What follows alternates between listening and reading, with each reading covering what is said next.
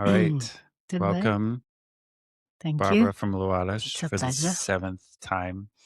7th, Yeah, is it? I Okay. think so. Okay. Yeah. So we're gonna have to rename the podcast the Barbara and DP podcast. What? Barbara and DP or Douglas. Barbara and DP. Yeah. Why? Well, because it's just you and me. No. Why? Was there a name? I didn't even know there was a name. It's the House of Flow Ah, yeah. podcast. Yeah. Yeah. I just don't Mm. say that at the beginning. Probably Okay. should. Maybe I should say that. It just sounds very commercial or something. Hmm. Like, I don't know. I like the House of Flow. It's pretty. House Very of nice Flow. name. It's a Yeah? nice name, yeah. Okay. Yeah. Okay. Although Well, there's a band with that name. I don't know if you know that. I didn't know that. There House is. of Flow. They stole that from me. Yeah, I can imagine. They probably did because they're kids. Oh, yeah. Are they millennials? Yeah. They probably stole it from me. Yeah. These bastards. So it's the House of Flow podcast with Barbara and DP. Okay. Yeah. Yeah. That's the new name. All right. All right. Okay. This question has been coming for a long time. Okay. It's not that it's really important to know, but I'm curious to see to hear your answer about it. So, because everyone I meet and everyone, I don't know, I think I can identify and see when I meet people and when I'm with people what they are going through, and when they are talking to me about what they have been experiencing lately, and I can see, oh wow, this person seems to be in a kind of awakening process or whatever. And then I realized that these people, normally they have been going through a lot recently. In a way, something that triggered the whole process of. So I was wondering, and my question was, is pain a requirement for awakening?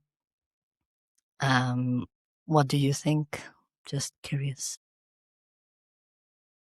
I mean, for me, that's a very general statement that, yeah, I thought about starting general and then. yeah, I can't speak for anyone else, but for me, has been a very big part of my awakening process. Without pain and suffering, I would just be going along with the dream and not really doing anything to wake up, probably. Yeah, I think the pain and suffering is it's always been the precursor or the impetus to want to do something about it, to try to do something different and take a different approach to living, you know. So yeah, for me personally, yeah, it's I think it's the best teacher. Yeah. And it always has been my best teacher, pain and suffering. So, what about you? Yeah, the same. I think, yeah, I've been thinking how that was what triggered, my process to go inward, because I was always, out and focusing on everything around me and not really on me. And yeah, it makes total sense, because everything that you need in awakening process, basically you have it you do it when you are depressed or when you're down or when you're, which is normally to retreat from, the the confusion of, from being with people all the time and distracting yourself of the all the time. And it almost feels like this is a beautiful way the universe brings you, like of to overcome, like giving you the tools to Yeah. overcome. And it feels really, really good to see it like that. Yeah. It has been helping me a lot. Yeah.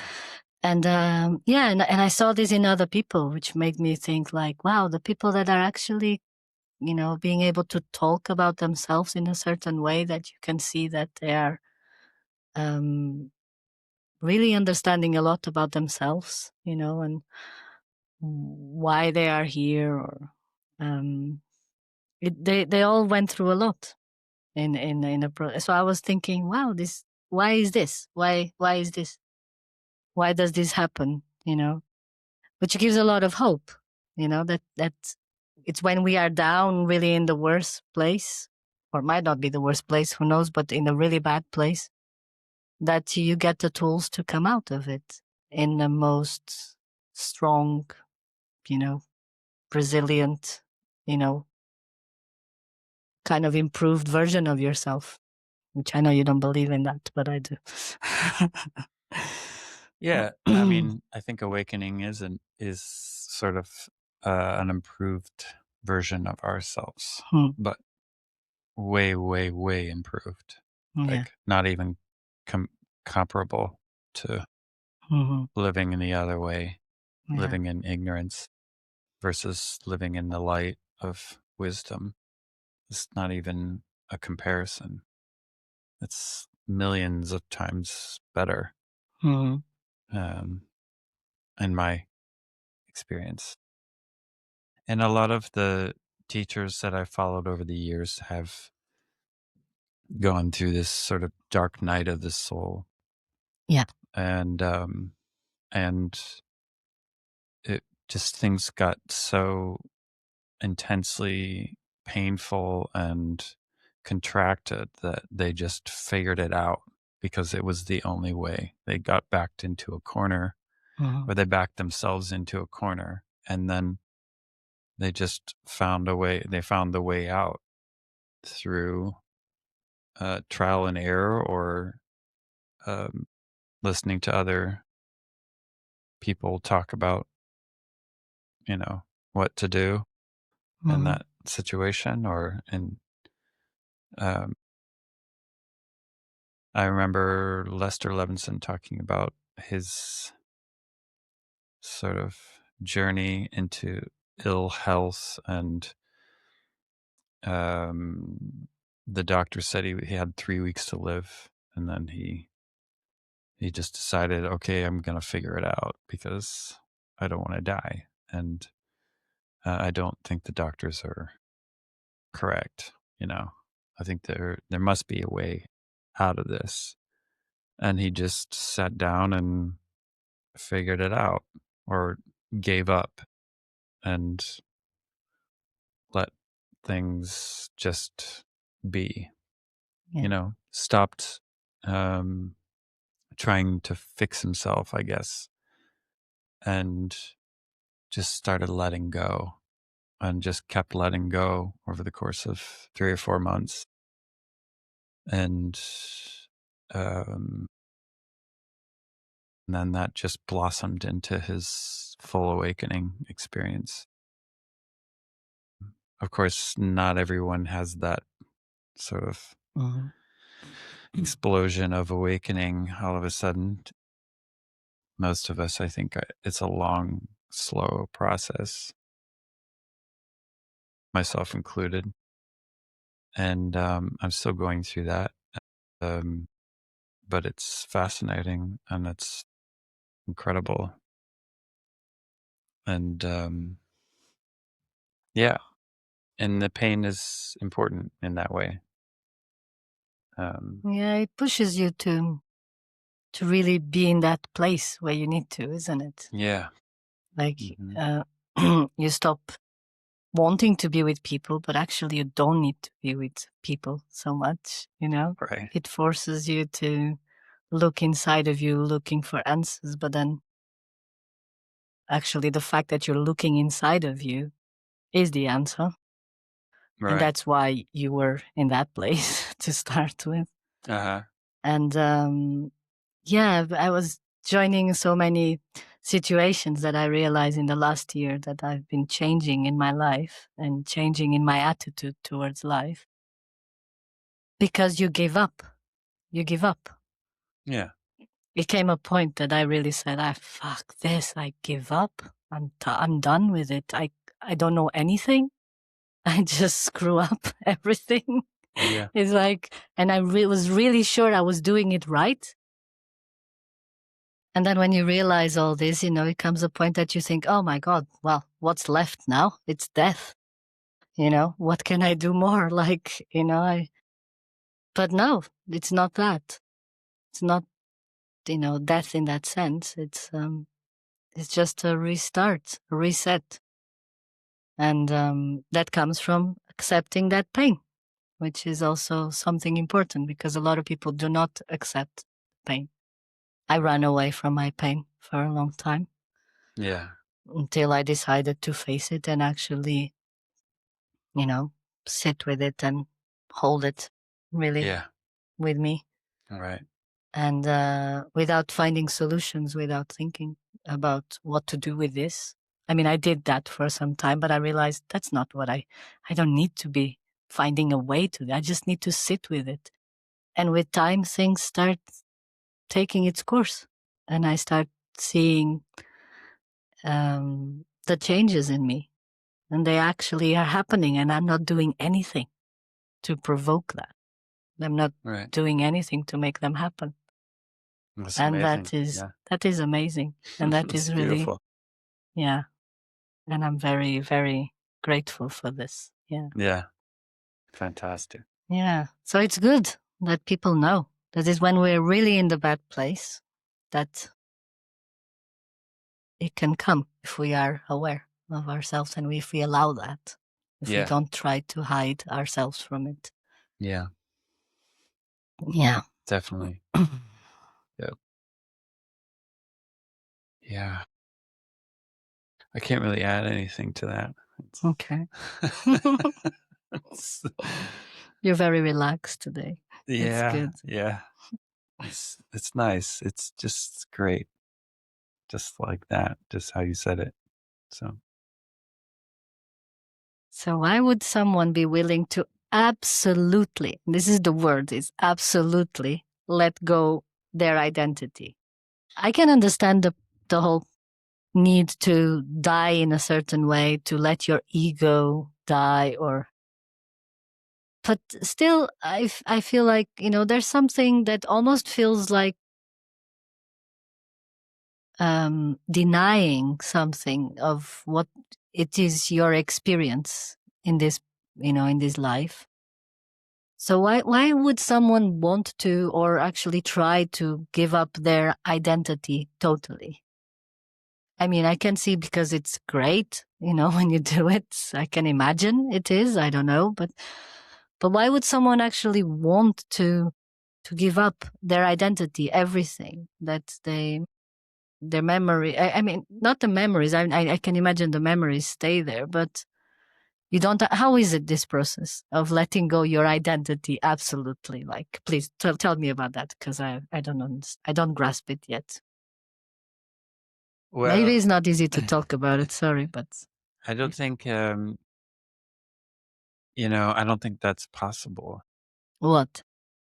Well, Absolutely let the go your the identity? personal identity can't let go of the personal identity because that's what it is. In other words, the ego cannot kill the ego. It can try, but when it tries, then it just builds up even stronger. The thoughts come even stronger to try to let go of itself. Yeah, or want to let Right. go. Yeah. So Mm. personally, I have tried that and it didn't work. tried it many times. It did not work ever. I have gotten to a point where I see that I was doing that, and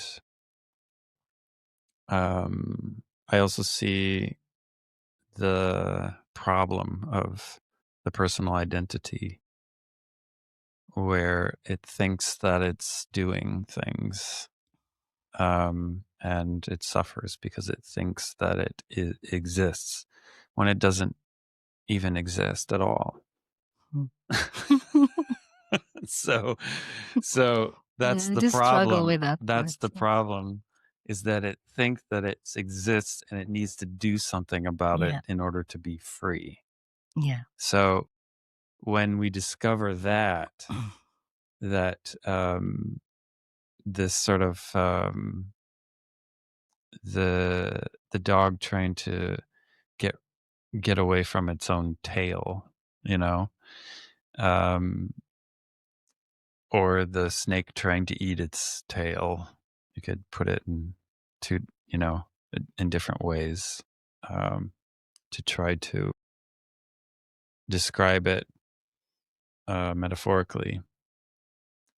Um, but ultimately, there's nothing there to let go of anything, and there's nothing to let go of. So there's no one to let go, and there's nothing to let go of.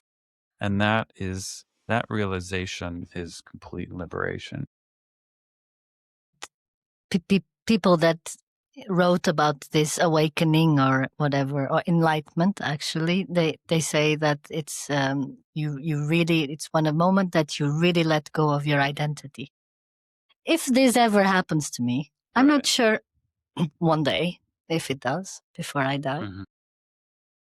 I don't know if I want to get rid of my identity, because I like Barbara now.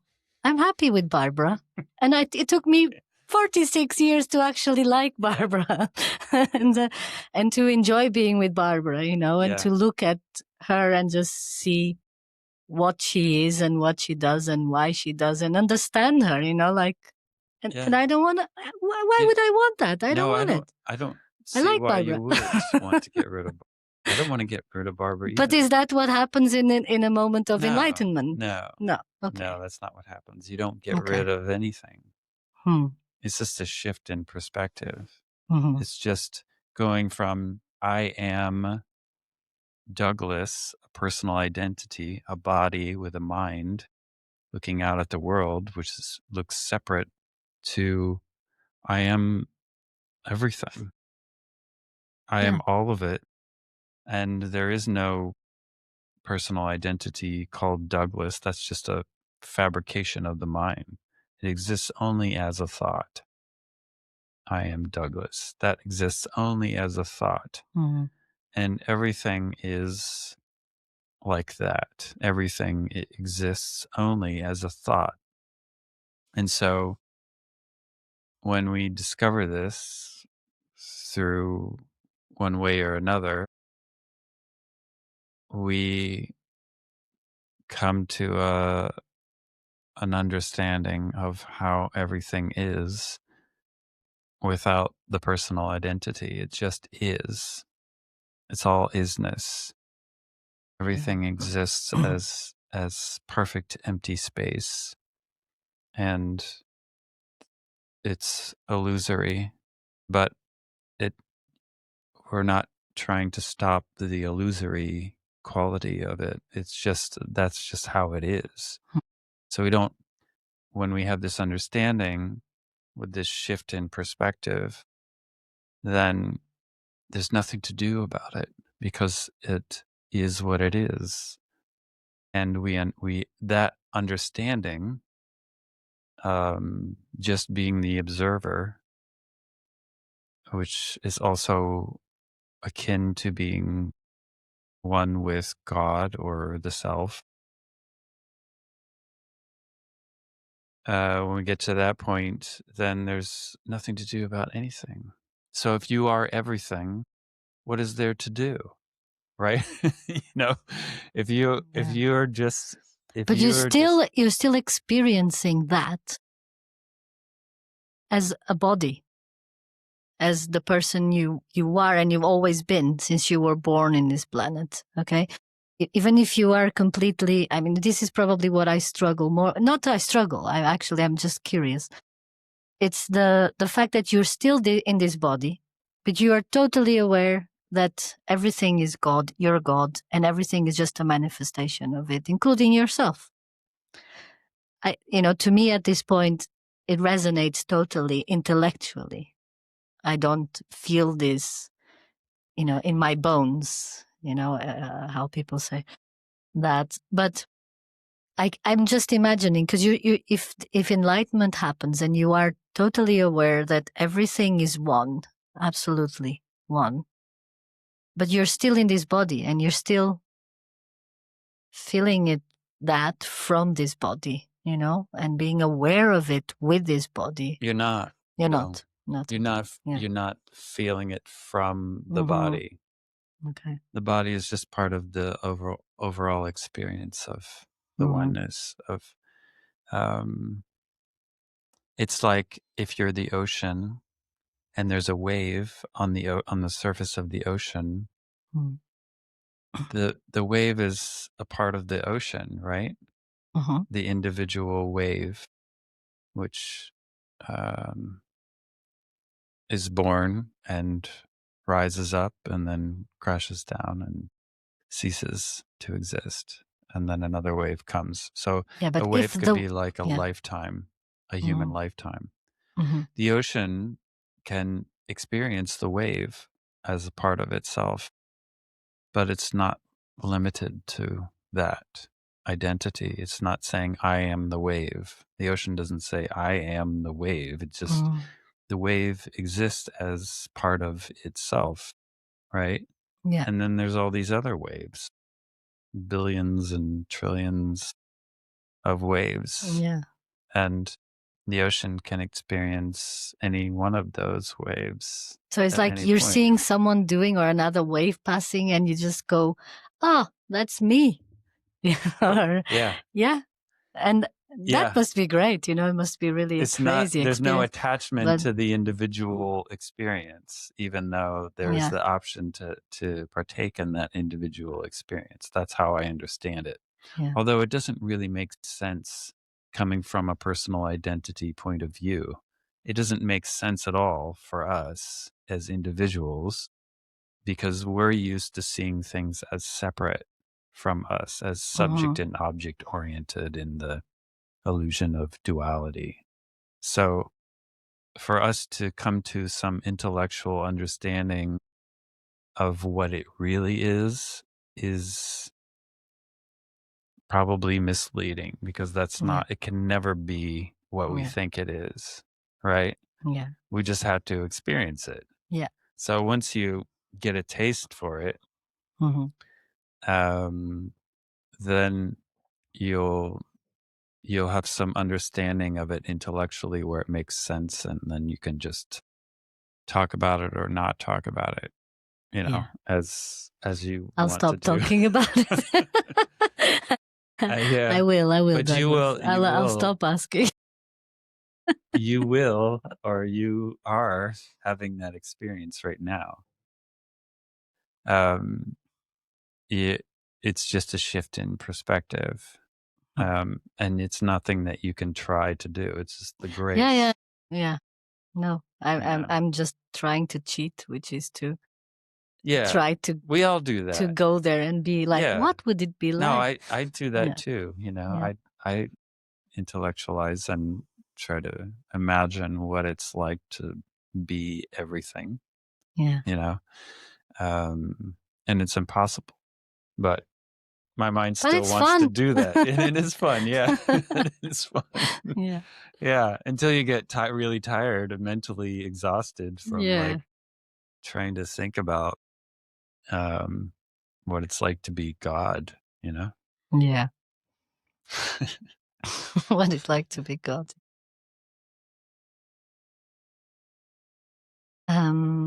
Yeah, basically that's it's answering what I knew you were going to say in a way. But, so creativity. We were Okay. talking about creativity, and I remember it was because Fran sent podcast, and I remember I was saying that what struck me was this perspective of how creativity or the impulse to create is something that comes to you because it's basically the universe believes that you can do it and you can manifest it. Of course, this whole thing gives an idea of a separate thing from who you are, but still, I like the idea. I thought it was a nice idea of creativity coming to us in the right time because it knows that we'll be able to put it in practice, to manifest it. And I was saying, I think I remember at the time that that's great because I always felt this kind of pressure. I always looked at myself as a creative person, like when I was a kid. Everyone was always saying that. And I remember that being part of my first identity building up, I'm a creative person. And then I stopped being a creative person. And I actually remember this moment and I said, like, wow, what happened to me? Because I used to be able to do this and now I struggle. Every time I sit down to do something, no ideas come to me. And I know why, because my brain, was completely full with, is this going to be nice? Are people going to like it? Is my dad going to approve of it? Is my mom going to say, what is my brother going to make fun of it? Whatever, I was just thinking so much that I ended up not being able to do it. And I felt a huge frustration because I literally would spend like a long time in front of the paper because I had this memory of how easy this used to be for me. And now it's not. Also realizing that anxiety, when it takes over your pattern, your daily routine, basically all that goes down the drain. The creativity, the ability to be creative. So yeah, it made me think a lot about this, but also lately I've been enjoying many ideas. I've been having many ideas about doing things with my hands again, because that's what I like to do. Was always for many years I was a craft woman, and it just came to me this idea that Fran passed in that podcast, which was the universe wants me to create now. That's why I'm having these ideas. So maybe I should put them in practice and not fight with it, which is also what a lot of people do, isn't it? Like they start saying, oh, not yet, not now. I'll have to wait for a better moment. But to be honest, I've been realizing I have ideas of being creative for many years and I've just been denying it. I've been literally saying no to it because I don't feel like I have the space or the time or the right environment, whatever, for it. But yeah, we were developing around this idea of the ability to create to be given to certain people in certain moments or to everyone in their own, depending on their own story or their own abilities. What do you think about that? Did you like the podcast? Did you? I didn't see all Oh of it. yeah, you didn't see the whole thing. Yeah. So, Yeah. yeah. Um, but I can relate to that, Mm. the problem or the difficulty of being a so-called creative person Mm-hmm. and being under pressure. Is that what you're talking about? Yeah, yeah. So, I'll, I'll in part, that's what the book that I wrote is about. Mm. But you read it, so you know. Yes.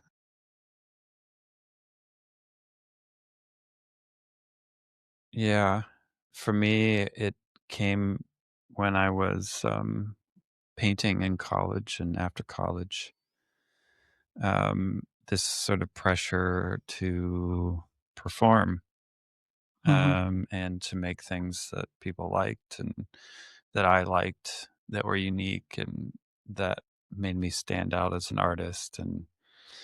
Um, and the pressure grew stronger over the years, and but I kept going. I kept painting, and I really liked what I was doing, but also it just became more of a chore to try to keep up with Yeah.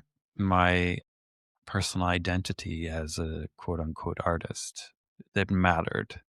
You know, what I did mattered, uh, and I had to do it because it was important for me to, yeah, because I was very much identified with being an artist, and I told people I'm an artist and this is what I do, and then I had to live up to this, what I thought was what the artist was, Yeah. you know?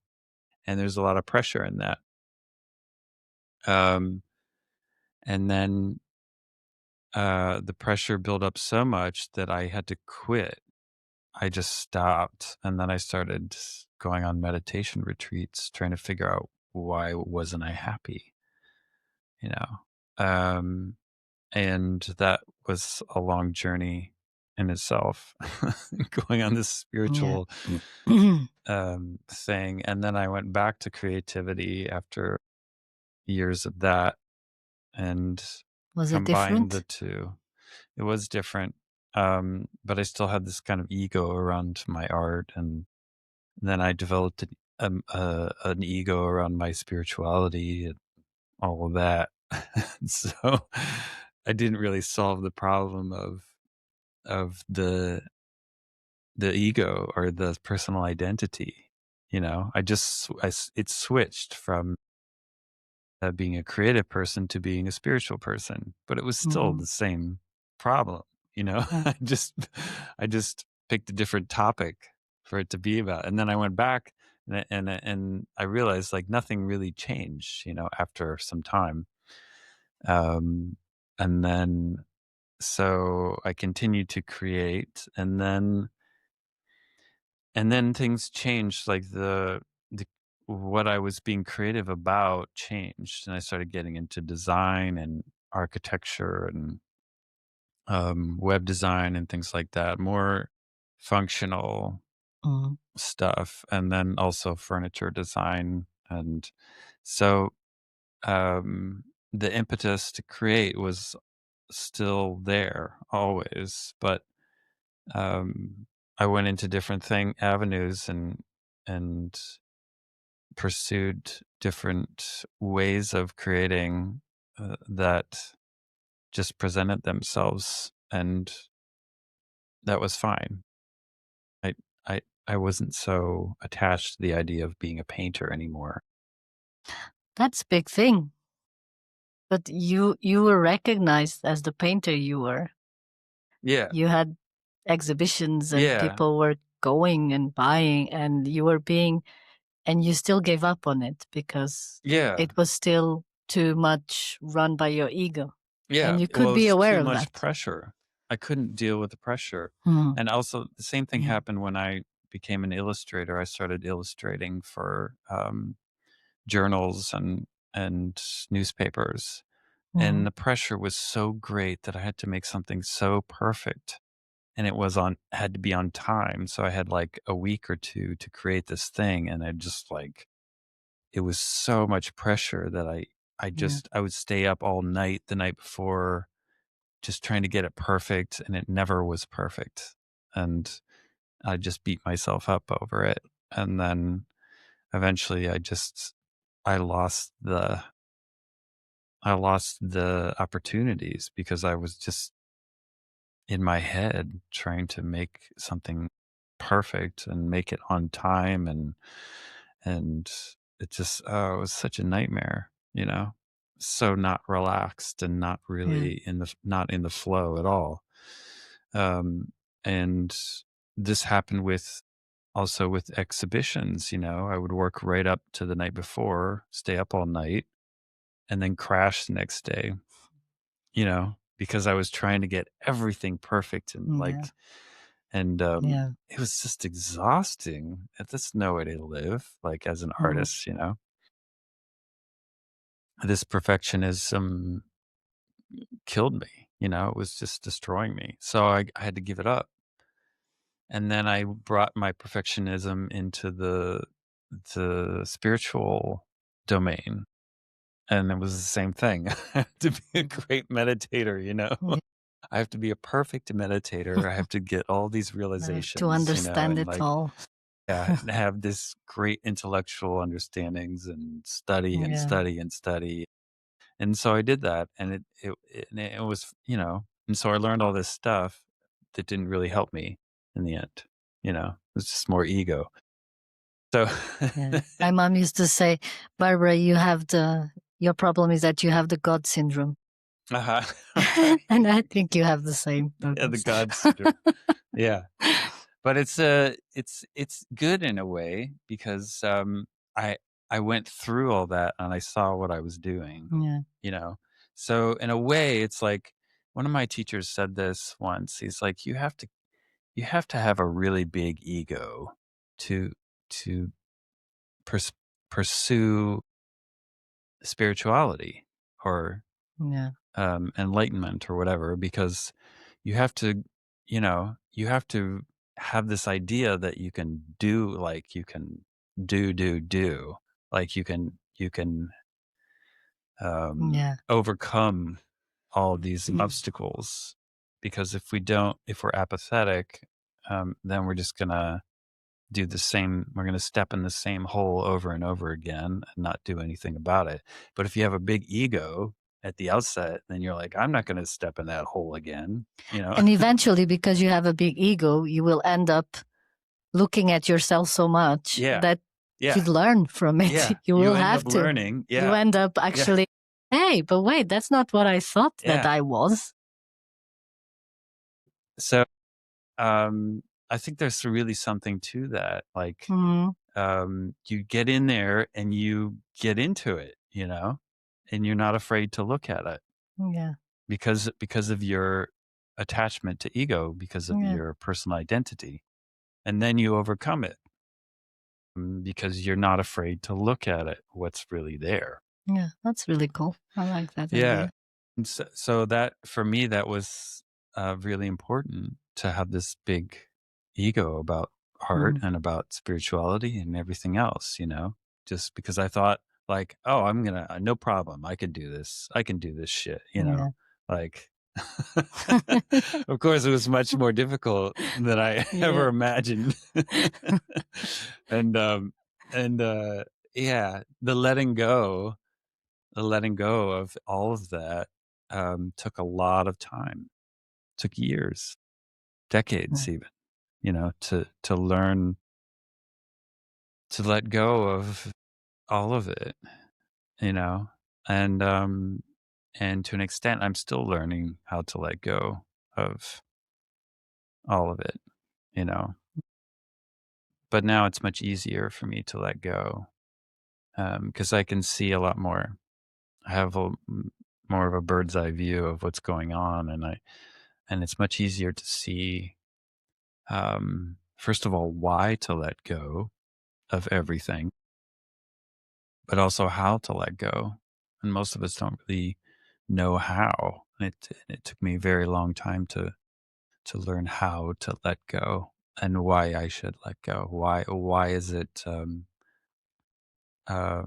beneficial Mhm. for myself and everyone else to let go of this attachment to the body mind, and the importance of um, your mission and fulfilling your mission as a human in this life. So then, my mission became let go, but I had to let go of my mission to let go also, because you can make a project out of anything, Yeah. including letting go. Yeah. So there's this like catch 22 or this paradox about Is that a letting bit of go an of ego. addictive personality also? Yeah, yeah, There's sure, a little bit sure. there. Yeah. There's an addiction there And for some level sure. of arrogance, which Yeah, is good. absolutely. Yeah. Totally arrogance. Yeah. There's so much arrogance involved It's the okay. so-called spiritual life. Yeah. I always said, I don't know why I like arrogant people, but I do. And Yeah. there was a time I said many times to my mom, like, I don't know what's going on, but I realized there's a big change in me. And when I meet people, if I realize they had like a really nice pinky life, I don't want to talk with them. They're boring. I Interesting. just hate being with them. Not Yeah. that I hate, it's just it's so boring. Leave me alone. I don't want to meet you. Which is really, my mom said, that's a bit arrogant, don't you think? And I said, yeah, and that's another one. I like arrogant people. Interesting. Funny. It was a conversation we had a long time ago. Yeah, I can't stand arrogant people, but I see them everywhere. What's Why that is about? that? Yeah. So like it took me a while to catch on to that one. Why is everyone so arrogant? Like everyone I talk to is like a bunch of arrogant sons of bitches. Oh, Yeah. okay. The Where's that people coming from? that most annoy us are normally, what we Yeah. see in It's all ourselves. coming from us. It's all Yeah. coming from us. Yeah. And once we see that it's coming from us, then it's like, oh, the light bulb goes off. And it's like, oh, God, I am arrogant. It's like, I'm super arrogant. Like, I'm just judging people all the time, you know? Yeah, that happened to me. Yeah. Arrogance. I look at arrogance not just in this being judging people all the time, but being just naturally just feeling above. Yeah. But okay, you're above because you judge others as inferior. Yeah. But yeah. Yeah. Yeah, for sure. The spiritual people are full of arrogance mostly that I've discovered, myself included, as I related as a spiritual person, as I embarked on the spiritual quote unquote journey. It's just full of arrogance.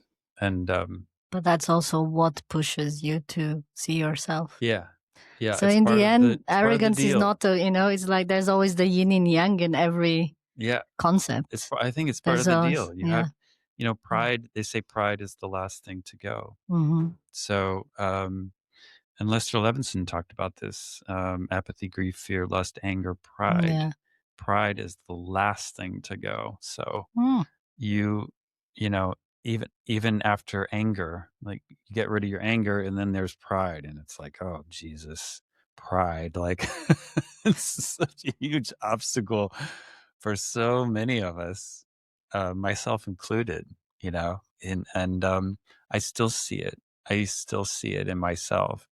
And, but it's becoming more and more easy to see it, as Yeah. And it's good to goes see on. it, but also seeing it that it's pride that also stops us from losing ourselves into apathy, for example. Yeah. Right. Uh-huh.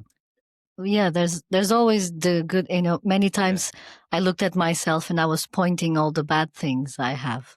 Yeah. All the bad traits, oh, I'm like this and I'm like that. And then I started realizing also, yeah, but that's what made me be able to do that. And that's what makes me be able to be this good thing. And that's what makes me be a good in whatever. Right. It's also the bad traits, the so-called negative traits. Right.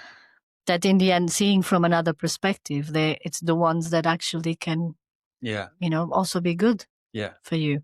Yeah. Yeah. I mean, talking about identifying with your personality. Yeah, of course, I know. Good and bad, good versus bad, and all that. Yeah, and this was important to me to realize that, because for many years I fell into this trap of I'm not good enough, I'm not this enough.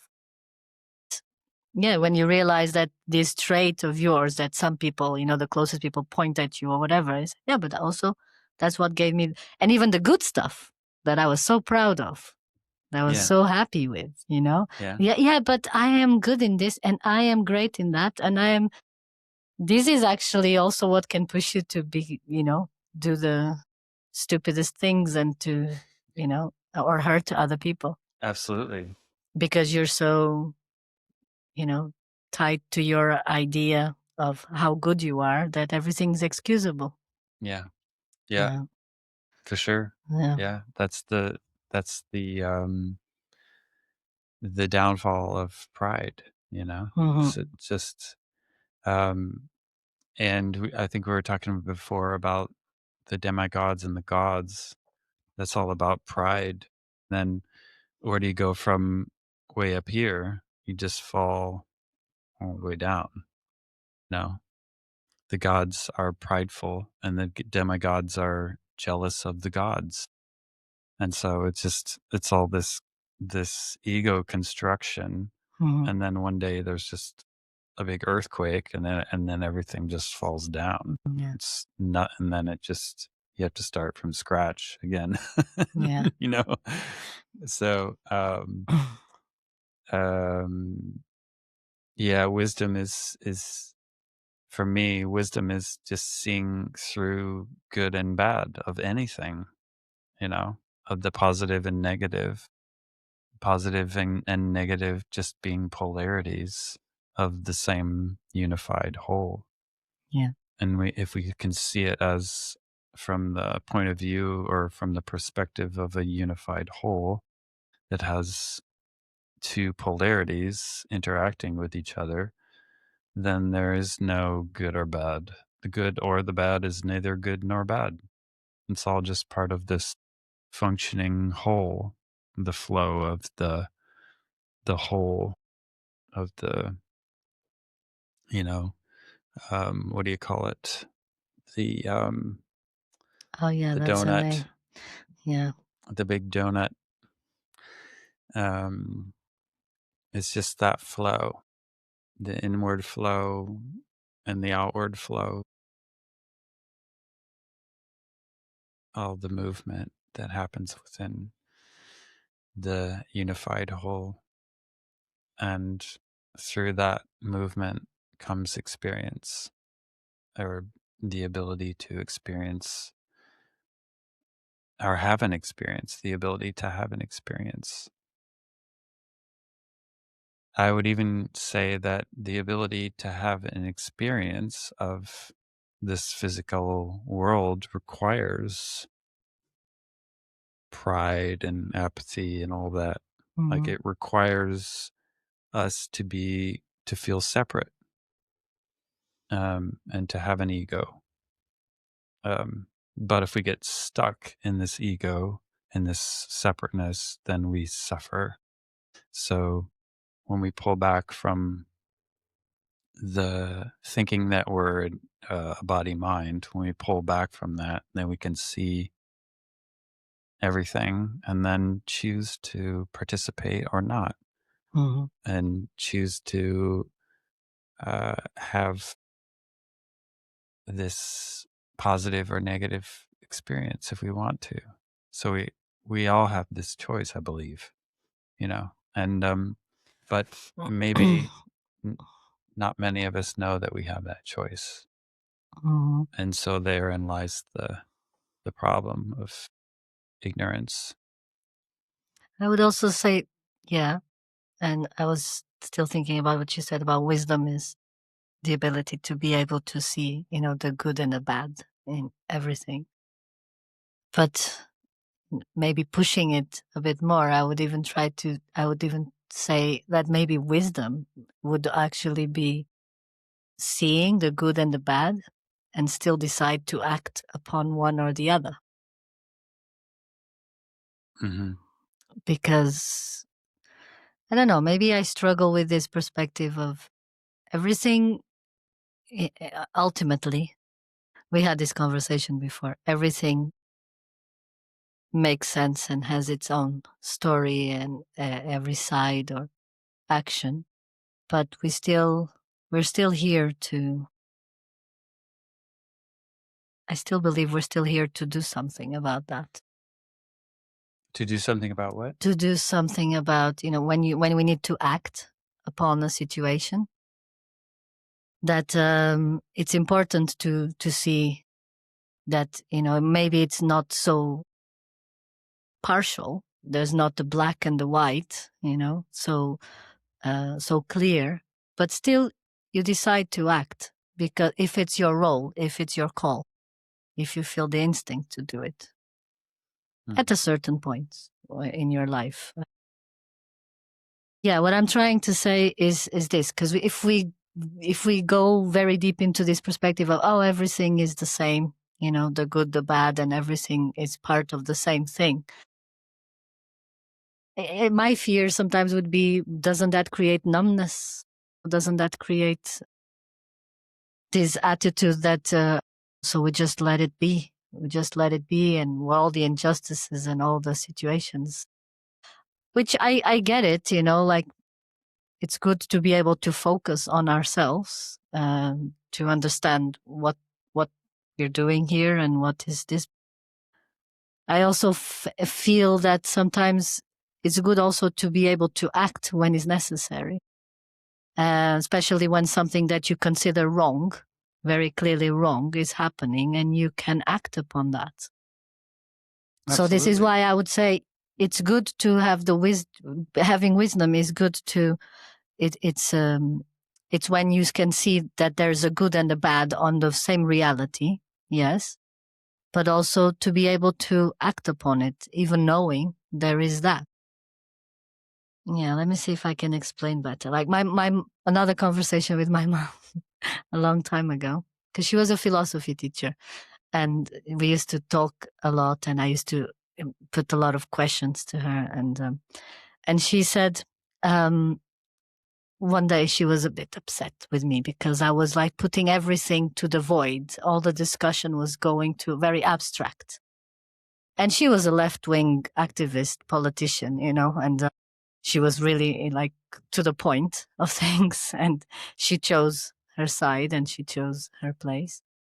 And she told me, Barbara, everything is very gray, and you're focusing a lot on the gray, and you're spending so much time on the gray areas that but one day you will have to come to a point where you make a decision, and you're going to have to go for black or white, and maybe you're not going to feel totally that is the perfect thing to do in the moment, the absolutely perfect thing to do, but life will push you to a point where you need to do that. You need to come out of the gray. She was meaning like stop thinking and stop excusing and stop make it everything relative, because she taught me to do that actually, but she got a bit upset because she chose a path, and it's great. She did a lot of good things that actually I think improved this world and this society.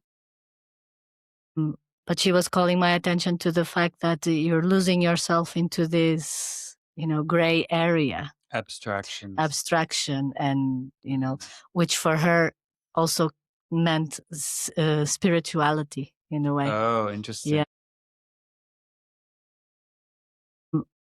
And yeah, it was an interesting conversation, and I really enjoyed. I mean, we ended up fighting, but it was still good to realize what she was saying, and I think about it many times nowadays. But don't you think that there's also this danger of becoming numb towards everything that is going on around you? And I do accept that working on yourself, it's going to eventually impact the world around you. But many people believe this. What exactly? Well, that pursuing a spiritual life makes you numb to the world. Yeah. It's a common, what I would call a misapprehension or misperception. And it's because we're trying to understand from where we are as a being who is identified with their body, mind, trying to understand, because we are that. I mean, because we think we are that. we think we are that. Yeah. So from that point of view, it seems like if we pursue this one thing and go inward, then whatever's outward will kind of cease and just stop and become and then we're numb or be to ignored. this, Yeah. or be ignored. Yeah. For me, the opposite is true. So when I go inward, everything that appears outward from this body mind becomes much more interesting and much more alive. Um, the more I go inward and quiet the mind, and the more that happens, the more wisdom grows within the so-called me. And then the me kind of disappears and everything wakes up. And then everything is life. And then there's nothing numb. Everything is alive, much more than it was before. And and there's everything is much more awake. And then you realize the the plants are very alive, and even the rocks are Mhm. very alive. And there's nothing that isn't life itself. Everything is alive and vibrant, and there's this kind of centered understanding and peace where there wasn't before. And it's just everything is in the flow. So there's no, oh, I have to make a decision. I have to make a better decision as a human. There's none of that, because there is no one to make a decision anymore. Mm. It all becomes flow. And so, um, yes. So an answer or to your presentation about the dangers of going inward, um, I would say the danger is the opposite of that. The danger is not going inward and just staying outward and just trying to go by the rules of the status quo and continue to work hard and try to make good decisions. That is the danger. Yeah. Not going inside and discovering what you really are is the danger. Mhm. It's the opposite. And then because you're you're in the dream believing that you are the dream, when in fact you're just dreaming. And so um when we realize we're not, we have been dreaming, and we wake up to that, either suddenly or slowly, um gradually. When we wake up to that, then there's no more problem. There's nothing dangerous at all. And everything is just awake and alive and perfect as it is. And there's nothing to do either. So there's nothing Yeah. to do, and there's no decision, even though you're But still you having a personal experience, so-called personal experience, seemingly as part of the dream. Mhm. You're awake enough to realize that that's not really what's happening here at all. But for the people that are next to you and they're probably being shot dead, it is going on It for doesn't them. matter. It doesn't matter. It doesn't matter if you're in a dream and there are people around you. If you're sleeping at night and you're dreaming, and people get shot dead next to you, when you wake up from the dream, does that matter?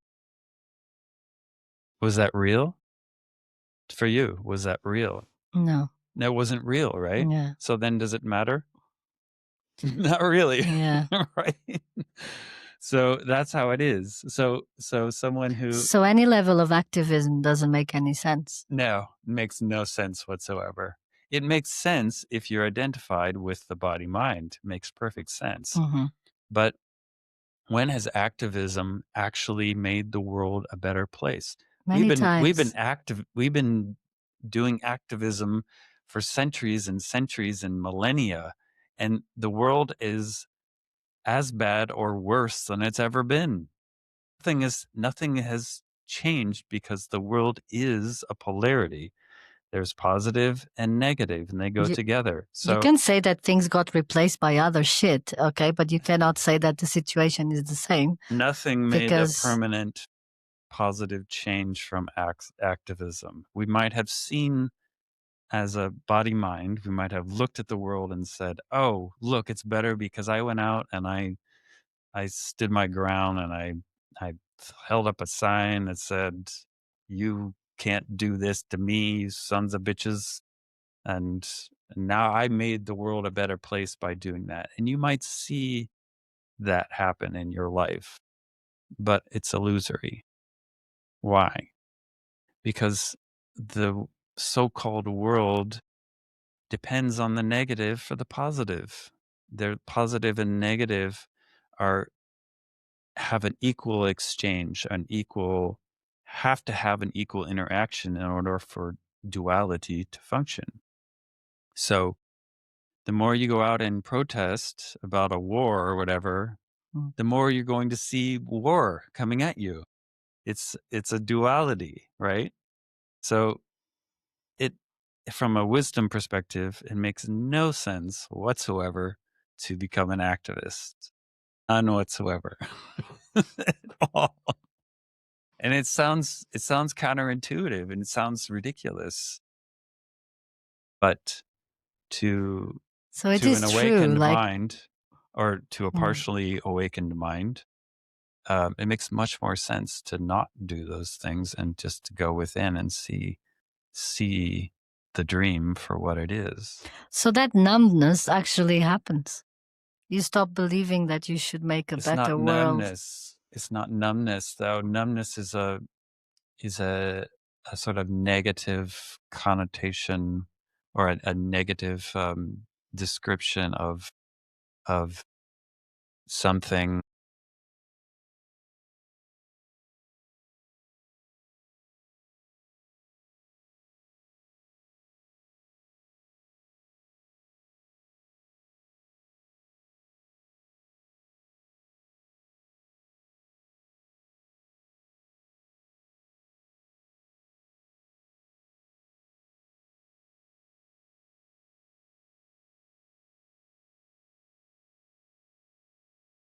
Experience. Well, yes and no. Yes and no.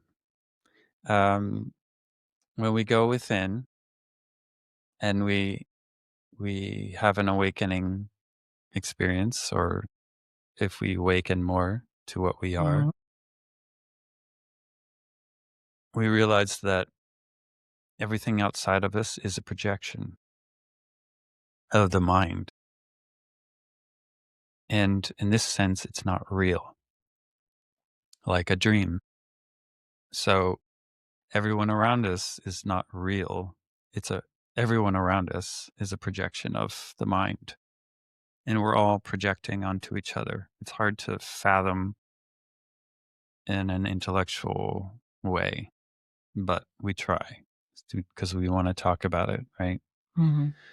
Um, so w- the world is, they say the world is what what we create. The world is the mind. In Buddhism, it's there's a whole school centered around this understanding called mind only, the mind only school of Buddhism, which says that the mind or the world is being projected from the mind, and then on top of that, we're interpreting that projection. So, um, so, so, in that way, or talking about it in that way, um, there's no problem with anything. So why would I care about other people's suffering next to me? Um, Why should I have empathy, or why should I have compassion for someone that I see struggling next to me? so what happens is, and there's no should in And as far as I'm concerned, Why would I? there's no should. Okay, not why You should, don't but need why to would. do any of Yes, that. okay, got it. But what would happen is when we wake up, the perspective that's coming from the body mind, the individual that thinks it exists, um, the individual becomes part of the whole. So as we wake up, we become less individualized and more holistic, right? Mm. So it becomes less about the me and more about the everything else. And so that's where compassion comes in. When we begin to wake up, we see that we don't really end at the skin, that me is actually you and you is actually me. Yeah, and that's why seeing And that's someone struggling in front of you, you want to right. act upon it. You automatically act because you're part of the whole. Just like, we talked about before, like Okay, and maybe my you become hand, an activist in like this when I hurt moment. my thumb, this hand comes Mm. over to grab it Yeah, because it's automatic. yeah, This hand doesn't think makes about it. total It just sense. Yes. grabs it, right? Yeah. Okay, so it's a part of the whole, and that's why it Mm-hmm. does that. It's Yeah. part of the body. So, and that it's the same with us as so-called individuals. We act for the whole instead of, well, like we act like bees, Many Bees act like activists do that. yes, but with an understanding that there is no there's nothing to do. And so everything is just spontaneous action. There's no I'm a good person because I'm an activist. There's no ego about No, it. no, I'm not talking about that. I can believe there's, you know, But the fact is that most people there's don't an. really have this understanding who are activists. They're out there because they think they can make actual change in an actual world that exists, and it does not. There's no change. There's no there's no individual making changes in a world that seems concrete and really out there. That doesn't exist at all if you're talking from the highest levels of wisdom. Well, Understand? many monks, they became activists. Do you think they I wasted don't know decades those inside the monks. I'm not monastery those and monks. then But yeah, that has happened. because That they has happened. I believe it's because they came to a point that they see whatever was going on outside the walls of the monastery was also their issue. They were also, because they see people suffering, they were also suffering. They needed to do something about that. Right. But if the monk was an enlightened being, and many Okay, monks maybe. are not Mm-hmm. enlightened Yeah. beings, but if the Okay. monk was an enlightened being, there would be no suffering whatsoever. You would And just walk. any action would just be spontaneous, coming Mm-hmm. coming spontaneously, not from an individual trying to make good decisions based on their judgment Yeah. of what is happening in the physical world. Yeah. Not planned, you mean, not planned, and I which mean, would entail identifying with that there's situation. no It's identification just it just whatsoever happens with the body. spontaneously. In the moment, Yeah, if an enlightened person feels right. like acting, they would act. Exactly. Yes. So they would Thank God for they would that. either act or not You're act. It saving doesn't matter if they enlightenment. act, It doesn't matter if they if the monk lit himself on fire or if he didn't light himself on fire, Yeah, but the monk, the enlightened monk, has that perspective on his own, for his own account. No, Does it mean he should no ignore all the other? No. Okay, there is because no individual if there anymore. isn't, so he should be out there doing something instead of hiding in the bloody walls. It doesn't matter if he hides in the bloody walls or not. Okay, I It get doesn't it. matter at Yeah, all. yeah. I don't At know. that point, It's it doesn't matter. my left wing culture. It doesn't allow me to see that completely at this point. Right. No, I But know. I know what you mean. I was a part of yeah. that left wing culture. Um, and yeah, it's very it can be very limiting. Yeah. To see from that left-wing perspective. I see that more and more. But, Yeah. but Mm-hmm. yeah. And then you realize, like, oh, the right wing and the left wing, they're both acting, trying to act with good intention, just having a different understanding of the so-called problem.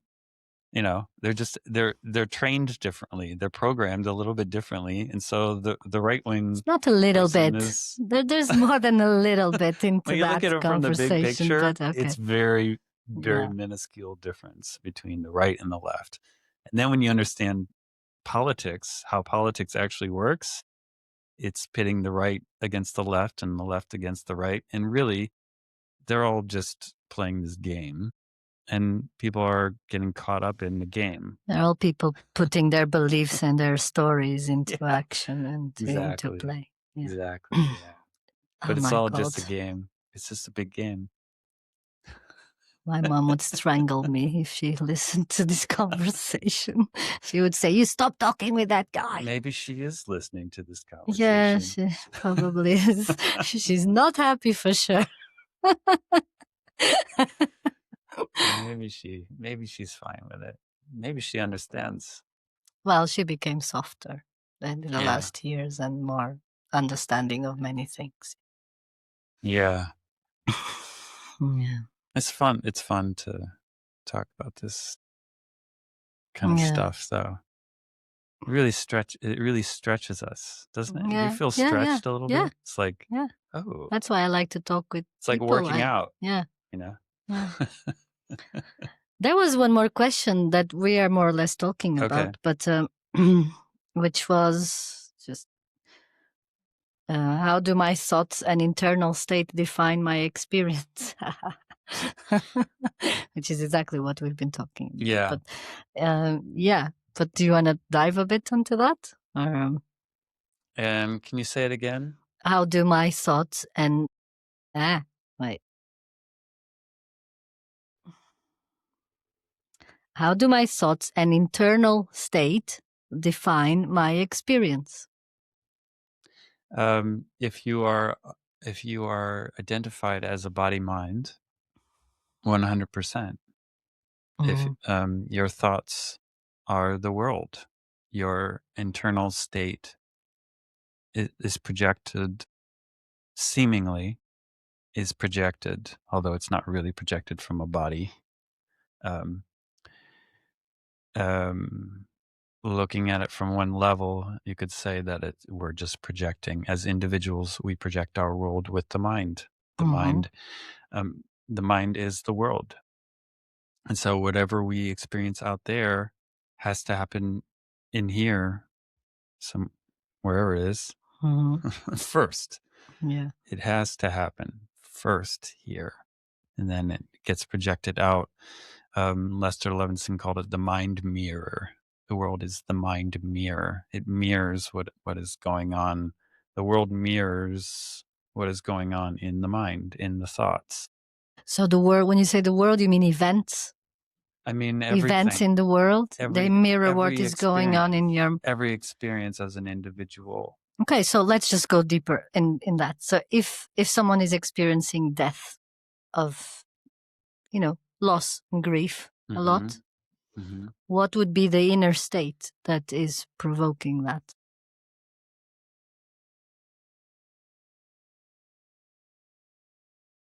Someone dies, they're not here anymore, right? That we're not experiencing their presence, right? And so something that was here before, seemingly, is now not seemingly not here. And so we're experiencing lack. We're experiencing a deficit, right? So because we had an experience before, and now we're not having that experience with that person or whatever it is. It could be death of anything, or just something went missing in your life. It could be a person. It could be an animal. Could be So what does keys? Yeah. Well. So whatever it is, because we're so invested in the other person, we're identified with that. That relationship is a part of our identity. And for most of us, relationships are a very large part of our identity. Familial relationships are. Mm-hmm. And so when someone close to us dies or leaves our reality, then we hurt as individuals because it feels like something was taken from us, like a part of our soul was taken from us. And we need to go through that to understand that that actually didn't happen. Um, I mean, if you want to wake up, um, then we need to go within and really, really come to an understanding about what is a relationship actually with another human being, and what is our identity around that. How are we identified with that relationship? And what is death actually? What is this thing that we call death, where someone dies? And are they really dying? Are they really going away, or are they just changing form? And what does that have to do with us as a so-called individual with a body mind that is experiencing things from this dualistic perspective? And Mm. so um, the the one-stop shopping approach, or the direct holistic um, approach that I would say takes care of all of it, is self-inquiry. Who is experiencing loss? Who is it? Who am I? Who is the one who is experiencing loss? What is that? Going into that. Um, and that could be an approach to someone who has lost someone that they loved and is experiencing grief. That could be an approach to that. Or the approach could be just going into the grief and looking at it, and not being afraid, not resisting the grief, and just looking at it and being with it, and experiencing it without resistance, you know. And that could be another approach to it. Um, and when my mother died, I did a little bit of that, and I also did a little bit of self inquiry and um, who is the one who is experiencing their mother dying? And what is that? You know? And what did that give you in the whole process? Um, What awareness did that bring to you? Did it help you doing that? Did it help in absolutely. the grief process? Absolutely. Okay. Yeah. So what Well, I realized conclusions that did you? there is no one to grieve, you know? There's no one to grieve, and there's nothing to grieve about. Especially since we're all just changing form and things are changing all the time, including other human beings. And change is the only constant. Change is what happens all around us all the time. And the only thing that does not change is what we really are, which is consciousness or awareness, or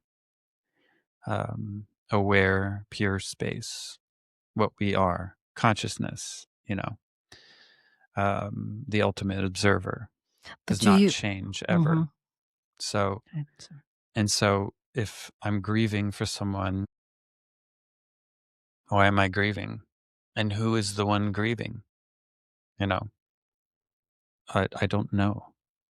I don't, I can never know.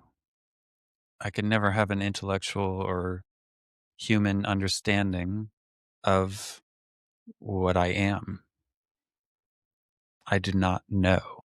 And so in this not knowing is total freedom, is total release of all grief. because there's no frame of reference for grief to happen. In other words, there's no point of view of an individual that has lost something, because everything is here, everything is present, and I am all of that. I am the all. I am the whole of all of it. And therefore, nothing can ever leave me. Nothing can ever affect me in a hurtful way, because I am the all. I am everything that is and could ever be. Do you understand? So there's no more dualism. So this would be a way to approach it from the ultimate wisdom perspective, instead of going through a process of grieving as an individual, which you can do. We can decide to go through that. And like I said, when my mother died, part of me was interested in going through that perspective, and then, but this other more holistic approach kind of took over, and I just realized it was all perfect, you know. And I can cry, and that's perfect too. And I can think about all the great things that my mother did for me. And I can think of all the horrible things that I think, or the things that were negative that I experienced from her as well. But none of that really has any pull on my present state of being, because I'm not that. Those are all just points of view. They're individual points of view that exist within the whole of what I am. And I can see those points of view as just points of view. And so a grieving is just another point of view. It's a point of view of separation, of loss. You know what I mean? And so we don't have to take that point of view if we have an understanding of what we are. You know, we don't have to take that point of view if we don't want to. We can decide to. I can see that we don't have to take that point of view. I understand that. But if I am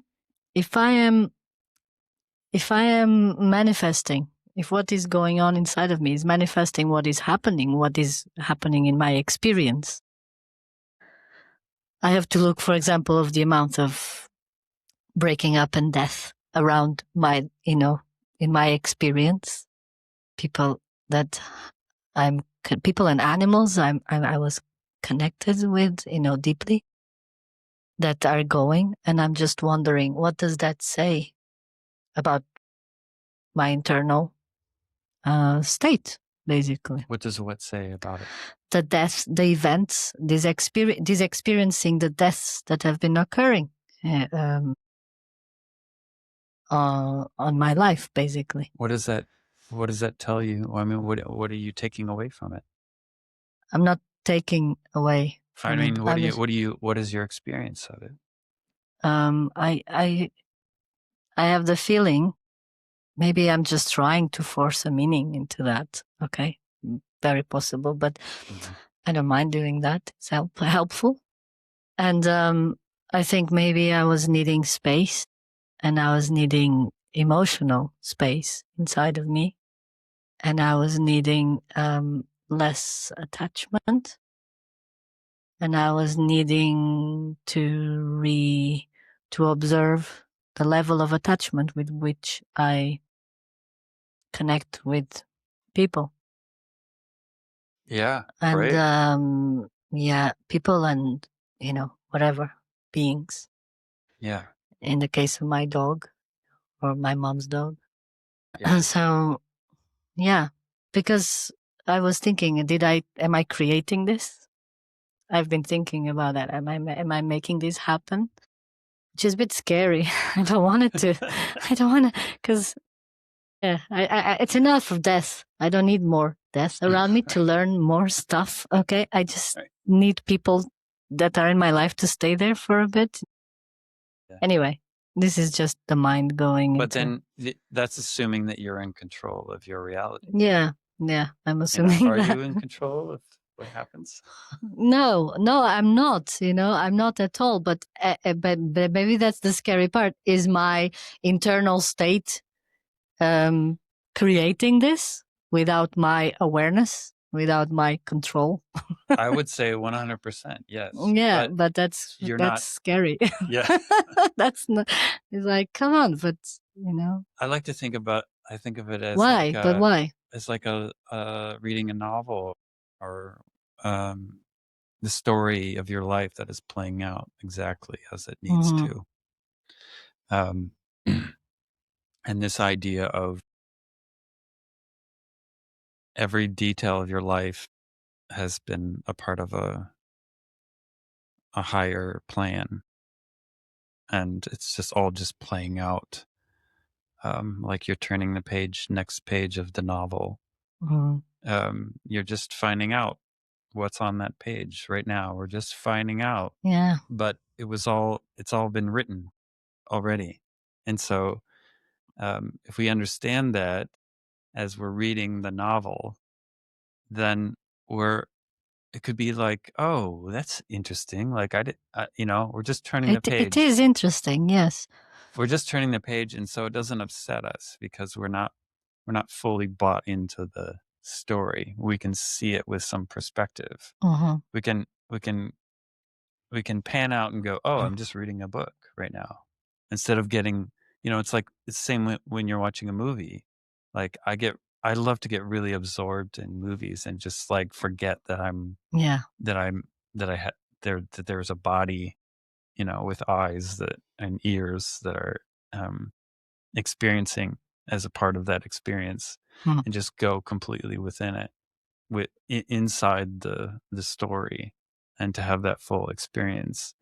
But anytime I can just pull out and go, oh, I'm watching a movie. Interesting. Like, you know, so that's the wisdom part of it. It's like just pulling back and saying, oh, I'm just watching a movie right now, or I'm reading a book. And that's what I'm trying to do when I that's exactly what I'm trying to do, which is to look at me, not in the perspective of the grieving person that is experiencing loss, Yeah, but is more like, and by the way, I was not making fun of that. I was, but sure. it's more the other side of what is this?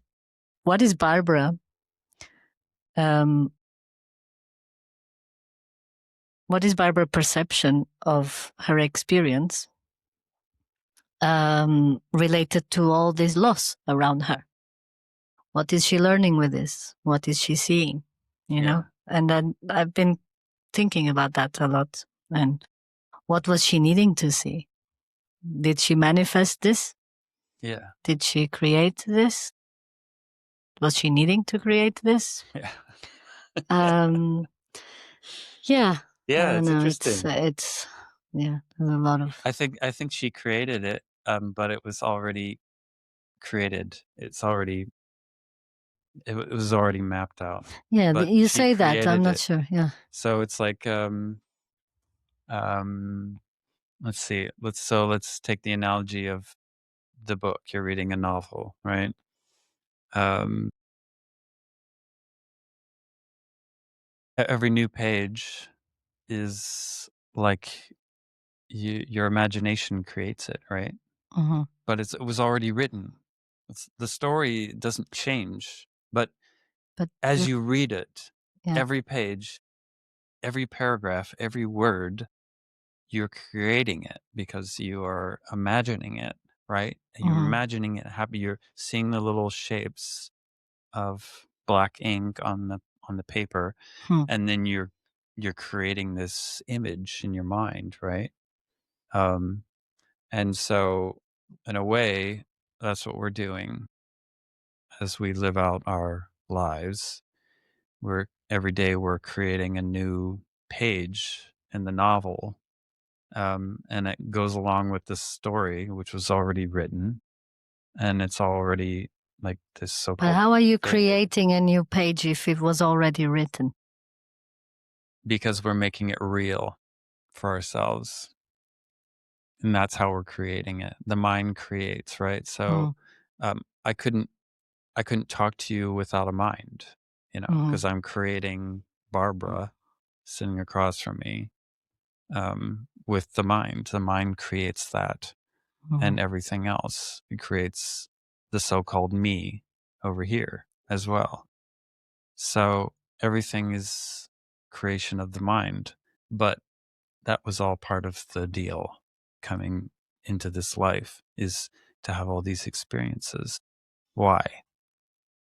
That's maybe the bigger Why? question. That's what I'm trying to Maybe get. that's the Why? bigger question. It makes it easier to think, oh, she needs to grow. She needs to be more aware. She needs to understand the point of life and Right, but stuff that's like coming that. from But a I know perspective that is it's all almost about like a Catholic need. thing. Yeah, like, do you really need to do Yeah. this, or are you just playing? Is it just divine play and you're just having fun? You're just having I'm these not having experiences. fun. People are dying around me. I'm not having fun. Well, but yeah, but you're having these experiences that enrich your life. Hmm. Do they not? Are you, Yeah. No, so yeah. there's um there's a guy named what's his name? John Friedlander, um who talks about this, the why. He talks about the why. Why are we Hmm. here experiencing this suffering all the time? Like, what is the purpose of this? And his perspective is really interesting to me. He said, and he told me this personally. He said, "We're here to explore obstruction." Obstruction. Yeah, explore obstruction. Obstruction meaning I can't Mm-hmm. go where I want to go. Why? Mm-hmm. And he said, basically, it's to provide a richness of experience that you could not otherwise have. You could not experience this depth of richness without coming into this 3D reality and coming up against something that Yeah. has resistance. So the universe is very bored and decided to Universe is do bored, that. yeah, Yeah. and it wants to play. Mm-hmm. And part of the playing is the negative with the positive. And it can't play without the polarity. Yeah. You know what I mean? Because there's no subject to experience an object without polarity. There's no good without bad, no subject without object, and therefore there could not be a separate experience, an individual experiencing a reality of some kind, having an experience that could only be the one unified whole, and it cannot experience itself Mm-hmm. otherwise. It cannot experience itself because there's no otherness, you know? So it decided, I want to have an experience of myself. So then it separated itself off and fractalized itself and made these fractals of itself forget what they were, so that it could experience itself from another point of view. And that's the Leela that they talk about in the divine play, that they talk about in the Vedic traditions. Mm-hmm. Um, that's the play that happens, is God just looking at itself from different points of view, different angles, and having fun with that, you know? And so we are that. If we are that, then we have to experience the highs with the lows. There has to be a polarity of some kind in order for us to have an actual experience. And so that's why the bad isn't really bad. The evil isn't really evil. The good isn't really good either. It's just a perspective. It's just a point of view, um, of of an experience, you know. So Yeah. that's the divine play. We're all part of the divine act. This or the theater production of the cosmos. Yeah. The only issue to me is the the level of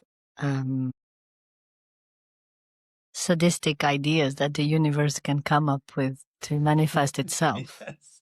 It's like, Yes. and I'm not even talking Yeah. about my light experience in this planet. Yeah. Yeah. Talking about like really hardcore Yeah. stuff that happens It's to people, mind-boggling. and Yeah. it's like, why the Yeah. hell, man? Like, Yeah. why? Right. Why would you Right. need to experience that? Like, Right. you must be really bored Right. and get a life. That's what Yeah. I feel like saying. Yeah. Just get a blooming Right. life, honestly. Yeah, but also that's just another that's a judgment about some other experience, that we're not really having, we're not Mm. really a part of because we're having our own experience. So that's just us. Yeah, but That's as just us animals we are, judging and as humans judging another experience. we can more or less have an idea. We can have an idea, but that's still a personal idea. You Yeah. see, it's still coming from our conditioned response. It's still coming from our training on what is moral and what is immoral. Mm. When that's just a fabrication, there is really no moral or immoral. It's all just an experience of some kind that someone's having, which is hard for most people to swallow. I understand that. And The simplicity you say that, it's almost like, okay. well, I mean, I mean, because it is so simple. It's uh, so simple. Um, and I make the mistake too of complicating it and um, coming from a moral perspective and saying people shouldn't do that or they should do that.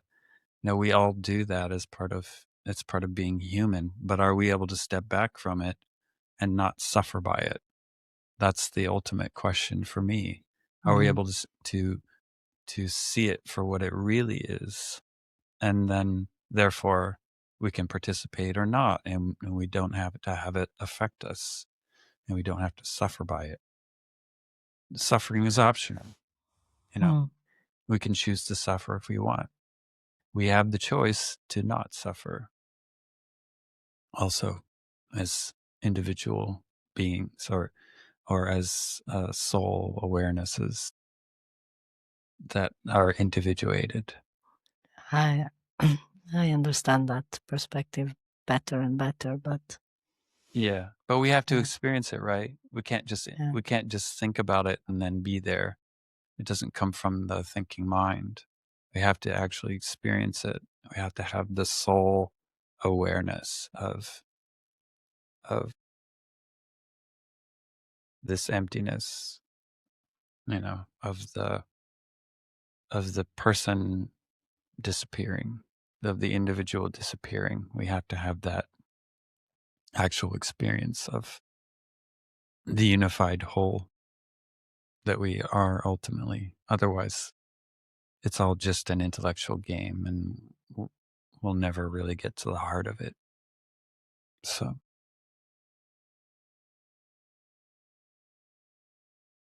Felt that. I felt that in that ayahuasca ceremony. uh, right. Yeah. Yeah. All right. So, thank you Thank you, once again, Barbara, and Douglas. we'll see you again, hopefully Yeah, soon. soon. All right. Thanks. It was Okay. cool. All right. Yeah. Yeah. Great.